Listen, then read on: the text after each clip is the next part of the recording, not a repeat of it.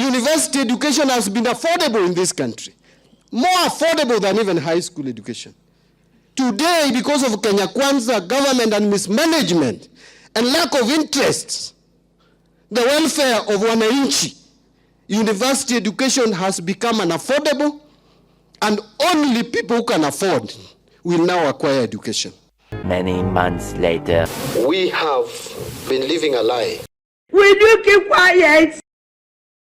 Living a lie in the sense that we give universities our children to educate for free without funding. Oh my God! We have to be realistic and ask ourselves, do we continue living that lie or we do it differently? A few moments later. The Ministry of Education, in collaboration with the universities, is expected to develop a comprehensive reform strategy that will ensure financial sustainability within the public universities.